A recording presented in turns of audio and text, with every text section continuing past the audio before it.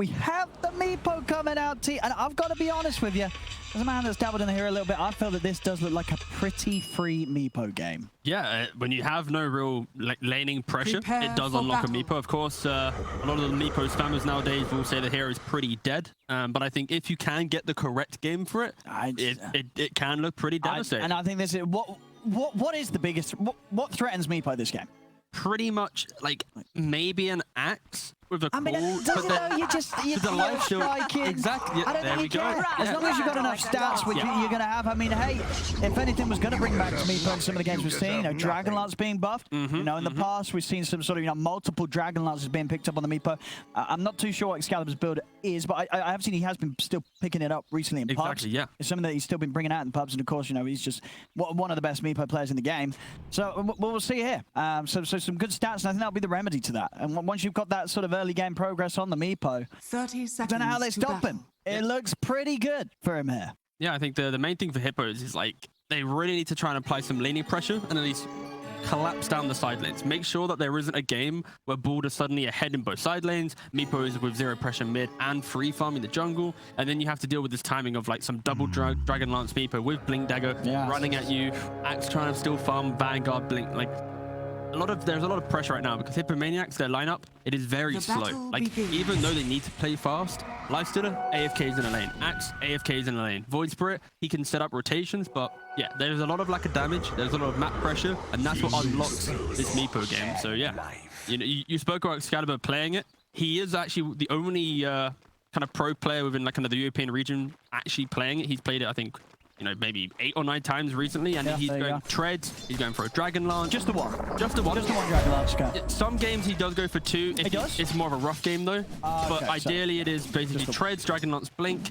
into E-Blade, Hex, Scardy, and you're basically being a killer and a threat. But again, like we've not seen any Meepo recently.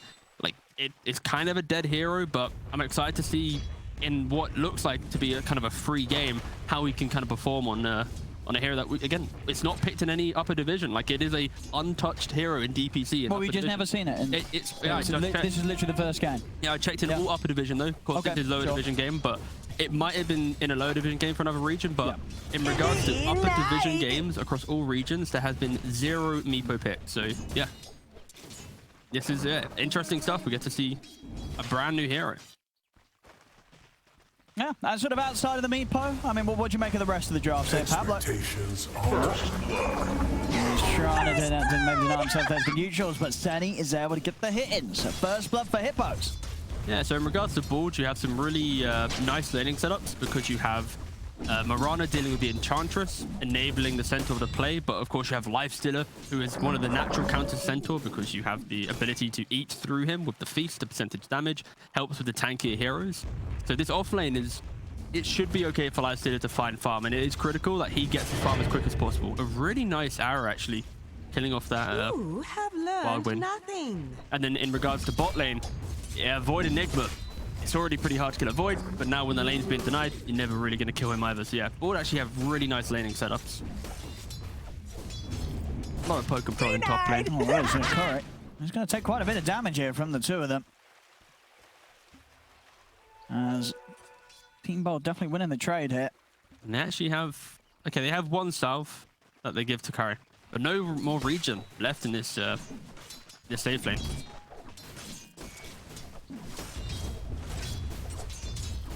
I guess this is the key lane for Hippomaniacs, is the bot lane that we're just looking at. It's the fact that if you can at least give Axe a decent enough game, maybe if he buys like phase Vanguard and starts invading the jungle, stealing the Meepo stacks, applying that pressure in terms of kind of the efficiency of the map, that could offset Meepo's timings and give you some type of skirmishing time where you waste a chrono on Gorg potentially, and now they have no big team fight. Black Hole's never really coming online because they don't Blink Dagger. Like, there are ways to play around it, but it is about how much pressure can Ench apply top and how much can Axe get from bottom to feel like he can invade the jungle. Because right now, Meepo is having, you know, 0 pressure mid, 19 for 2.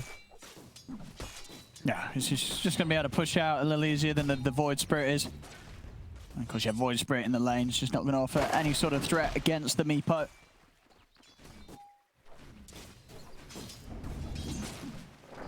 I'm interested to see what sort of build-up Gorg wants to do this game. If he's Gonna go for something creative, a bit different, maybe a bit greedy. We have seen some Voids trying to go as like minimal as possible on items to get the Morbid Mask as quick as possible. Yes, yeah. And I wouldn't be opposed to that because Axe will eventually start skipping behind tower, and you would like to have some type of sustain on your character. Yeah, Morbid Mask Rush on the Void would be pretty nice. Dire's middle tower is under attack. It's just very hard for Curry and Senny to make a move onto Radix up top. Excalibur. Doing a good job here of the micros, pushing out the lane as well as keeping tabs on Manboss's movements. Oh, Manboss actually got the water rune as well. The prize is mine. But again, slow start.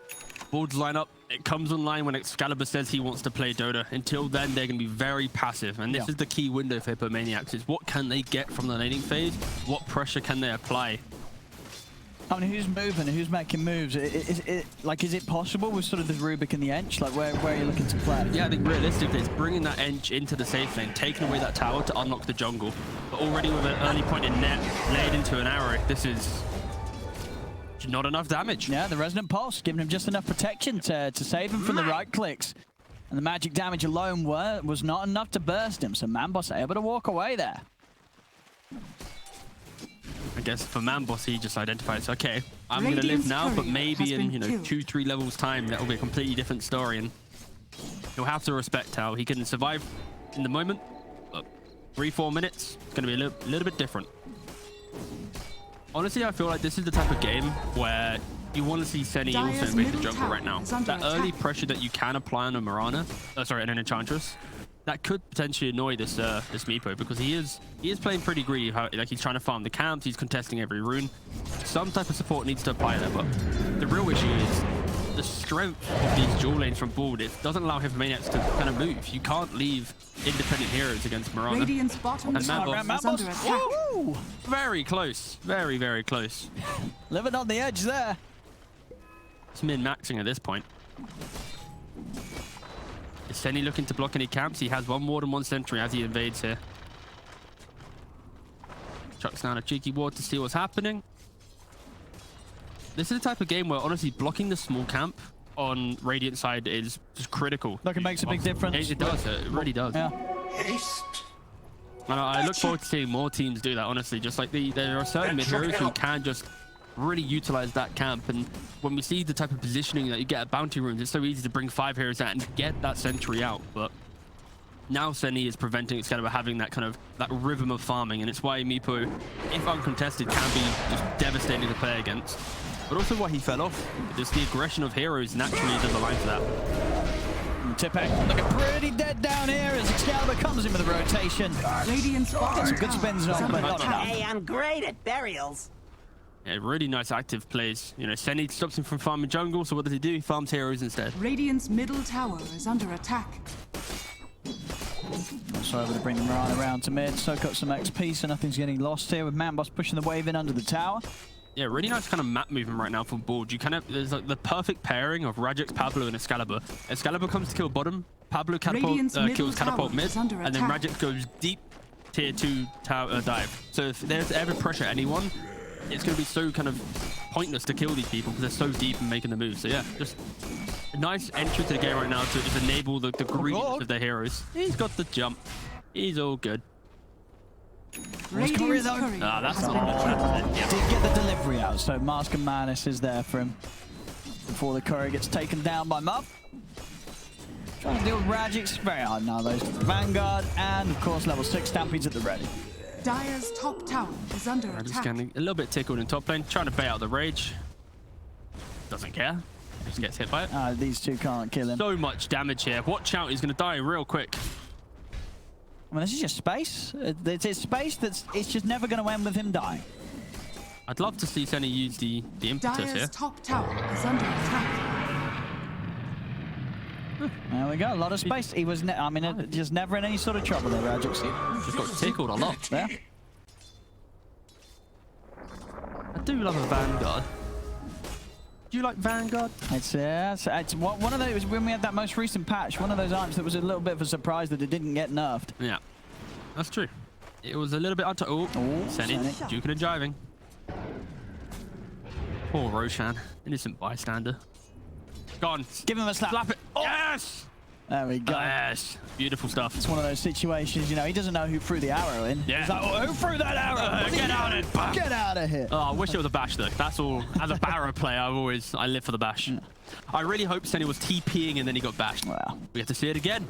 Oh, here we go. What are you doing, Who Mike? threw that arrow at me? Was it you? Get out of here. I'm sure there's some East End designs we could use there. What's happening up here, Gorg? He's got the chrono. He is going to drop it here. Lock down the live stealer. He's dead. Radiant's He's bottom very tower dead. Gets is the kill under on attack. Curry, and now Muff is in trouble as well. He's going to try and run, but Gorg's in with a chase. Team Bald take down the two of them. And now can look towards the tier 1 tower top with the 4 of them up here. Yeah, really nice rotation from Ball, just bringing everyone to that top lane, and we now, there's Dyer's Dragon Lance top as tower expected. He is is going for the under double attack. Dragon Lance. He's going for the double. I Dyer's like it. This is what I'm structures talking about. You are want to stack the Dragon Lances when you play Meepo. Now, Radiant structures it was something are fortified. that we saw Meepo players do before. Dyer's top tower Dragon is Lance, under it's been attack. buffed, so you know more reason and more expectation why you are going to see Meepo players run with at least a couple of the items. Yeah, the key thing is the changeable is just an extra 2 agility when you pick up the lance. Radiant's middle tower But when you is buy under 2, attack. that's an extra 4 agility. That's some quick maths there. You know? UK And when you education. times it by the amount of Meepos you have, that's an extra... Radiant's I didn't get bottom that tower far. is No, under yeah, I was attack. gonna- that's- Multiplication. oh my God. 4 times table. What, 4, 7, 9... We can barely do 3 for the bounty runes. Don't intrude. Oh, Excalibur, he knows. he can do He Radiant's is a bottom smart tower kid. is He under knows. attack. You know, coaches aren't allowed in the game, but calculators allowed. Dyer's top tower is under Maybe, attack. actually. I think you probably could get away with a calculator. I mean, is a notepad allowed?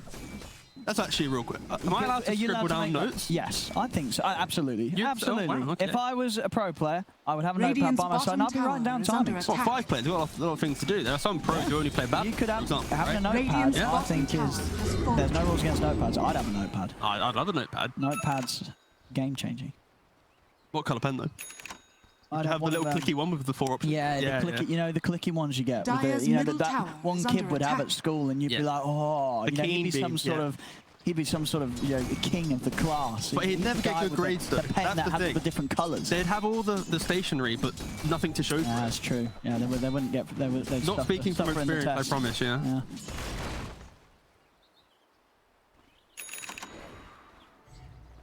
Well, 3-1. Not a lot of kills this game. I think, if anything, Team Bald's going to be happy with that. They're farming away. They've got a Void to sit back on. And you know, not only is it a very good Meepo game, it's also, of course, a very good Void Oh, game. it's You've got that fantastic. matchup against the Lifestealer, and it's one of those games that... I don't think Curry's going to be too happy at any stage of this playing Lifestealer. It's just not. It's not a fun Lifestealer game when you look at what he's up against. So up against Black Hole, up against Chronosphere, up against Stampede, up against Meepo, up against Moonlight Shadow. This is probably one of He's got nothing, Lifestealer's yeah. worst nightmares. It's terrible because for him, like right now when there's no chrono, you go, okay, maybe we can fight, but I think the key winner, and there's just throwing it I to the like Rubik. Ruthless. What? I mean, there's only been 4 kills in 12 minutes. You know, the fights aren't coming frequently. You see an opportunity, Just take it. Yeah, drop exactly. the chrono, get the kill, no messing around. I like it. This is just the old school strategy, right? The double bubble. You use chrono for any kill, you back yourself up with the black hole. And there's that threat of 2 big team fight spells. It's so hard to deal with. And yeah, they identify, like, we don't really need to take any big team fights right now. We need to be Radiant's efficient on the bottom map. tower So is they under find attack. kills with the Void, unlocking the jungle for Meepo. And now There we go. Hippomaniacs, See they're what trying they to get find with the something with the Blink Dagger. Oh, time. They're diving in underneath the tower here. Excalibur ready with a counterplay. The root comes out under the 3 of them.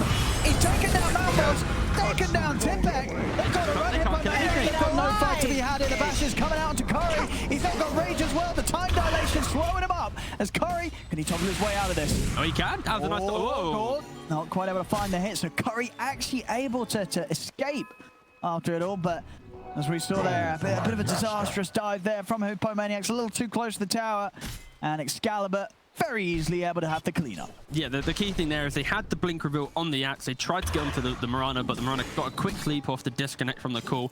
Therefore, the fight wasn't as clean as expected. They started reaching, trying to go, okay, we're still here. Maybe we should still take the fight.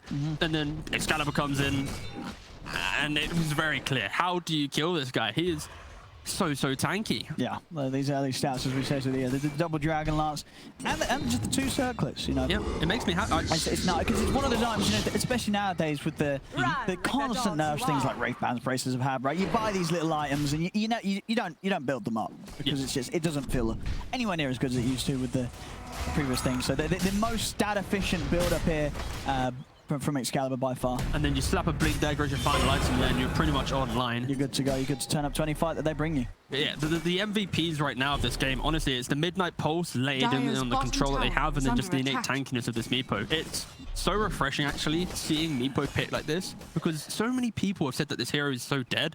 But I feel like there's still good games for it. It's still good games. It's like 1 in 100 maybe, but when it comes through, it is refreshing to see it really being displayed. And you've got to have that player, right? That you do, yeah. You know, nowhere near all the teams have a player that's Excalibur when it comes to proficiency on the Meepo. So just something that a lot of people don't want to dabble with, and a lot of mids just aren't going to really play as part of their hero pool because of the fact it is that hero that you're just not going to use that much. Yeah, I'm trying to think of maybe what potentially this game could, you know, motivate some draft changes in the up division, and maybe Nisha, maybe Meepo. Like, did Miracle ever play it, really? I know Weeha was the main Meepo guy. I think Miracle has. He's dabbled, but then no one else really comes to mind. So yeah, this is, again, a rare showing. There we go. And they burst it though. Pretty tanky. Gets the top on the 3 of them, and he barely took about 25% of his HP. It doesn't even look like he got ganked. It's tough. It is a tough one. I do think this game has just been a solid. Again, poor old Muff. Gorg. He just hates him. I mean, he's avenging Pablo from last game. You know, Muff, the man to get Pablo with that fountain finger. Gorg's getting him back this game. He's not having any funny business. Dropping the chronos, getting the kills. It's 10-1. And in a game where it really just seemed very hard for Hippomaniacs to do much with what they've got here hero-wise.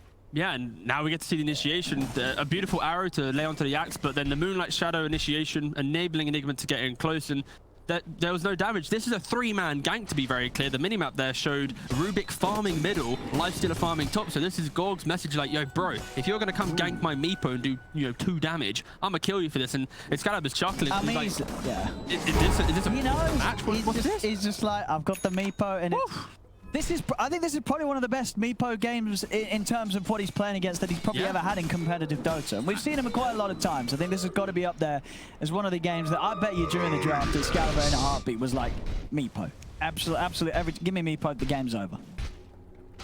I think it's maybe Gorg asking for it. He's like, can I play Meepo? So Gorg? I've never seen Gorg Meepo. I mean, after this game, does he play it? I'll do some research. You do some research. No, I think me. Oh, okay, I'll do. Do you want me? I'll do it. You're the small talker. Let's have a look. You could do it together. I think that's the main thing. Has Gorg played much Meepo? Or you check his Dota buff. But I feel like after such an emphatic win, maybe his community would be like, Excalibur gave you the Meepo win. How about you show us your Meepo? Maybe 1 game only. Not asking for much. I reckon he's going to have about like 10 games. I think it's unplayed. I think he's probably never played a Meepo game.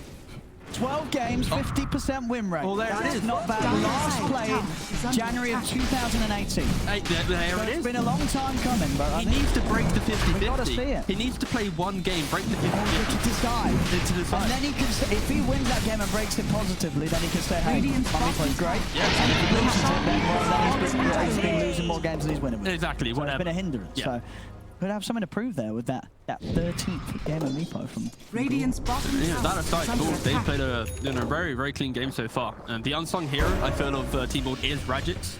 The kind of the stability that he brings to the team. In the puck game, he was always wave clearing or is keeping that map pressure up. And in the Centaur game, he's just been a thorn in their side, always just being present. He hasn't fed to any kind of laning rotations, and I think Radix for sure is the unsung hero of this team. Dire's structures are fortified. Double tanky build with the Hood and the Vanguard as well. Like, damage is Hippomaniacs' biggest enemy right now. Gonna try it. Oh. Wait, he's just skipping. Just grabbing creeps, yeah. Doesn't see a chance to jump Gorg. You know it's a bit doom and gloom when he's going for a Crimson Guard rush on the axe. You don't see that often, and that's simply because he's trying to mitigate the damage of Meepo, Radiant's bottom keep his tower alive, and prolong. Hippomaniacs are a lineup now where they only need items to get back in the game. There is nothing they can do. There's no smoke move they can make. There is no pick-off they can find that will make them feel happy. They just need to continue farming the map, having vision to dodge the ganks, and then maybe in 10, 15k items time, that's when Hippos can come back into the game. But it's, that's very optimistic. And Rajix, unsung hero, invisible stop. On the setup, bring them in with the stampede. Tibek, he's not getting out of this. Excalibur able to close the gap. Your death will serve. Very scary map for them to step out to, and of course Excalibur with his insane item timing, E-Blade done, and getting involved in kills like that, gonna push him very close to what's probably gonna be like this 20-minute double Dragon Lance E-Blade Blink Dagger Meepo, which is that's pretty terrifying. It's disgusting. I'm trying to run the numbers. I got my calculator out, and I'm just seeing no damage. That there is no variation of kill that Hippomaniacs can find that will put Meepo to the grave. They basically need him to miss micro and a Meepo to the other side of the map under tier 3s. Actually, that's it. I didn't factor in tier 3s. A beautiful catch there. The chrono lasting just long enough for the arrow. Oh, look at the tease. Rajic's teasing him with the double edge too. It's like, am I going to steal this from you? Am I? Wasn't there for the content, didn't take it. Dyer's middle tower is under attack. He's got the chrono. He won't do anything against Gord, and he has got a blink. Dyer's bottom tower is under Dyer's bottom tower. Yeah, no, yeah, they need fortification is basically their biggest damage source right now. Yes, they need them to dive tier 4s and chrono them under the tier 4s with fortification. Correct, Dyer's yes. middle tower And it sounds like a meme, but honestly, that is literally their best play. That is their play they can make right now, because their only job is to play deep on the map and skip waves, because they're set down so far. 9k lead for Team Bald at 20 minutes. 12 for 1. Sending up with the Moonlight. Rajix. Double damage. Some action. They've got the follow-up to get the jump in onto Manboss. Stolen Chrono comes in, but he doesn't catch Excalibur. And he's the axe. Excalibur starts going to work. I mean, 3 dead. I mean, it was never going to be very impressive, the Chrono. It is cool. Yeah, there we have it. I mean, Team Bald. Honestly, at the ending of this draft, it couldn't be any better. This Void, this Meepo, they were the perfect picks. And the Meepo in particular, there was just no answer. You know what, Owen? I'm not just saying this, but I actually think that was the best game that I've seen in the low division for a team and their performance. The draft was beautiful. The execution was...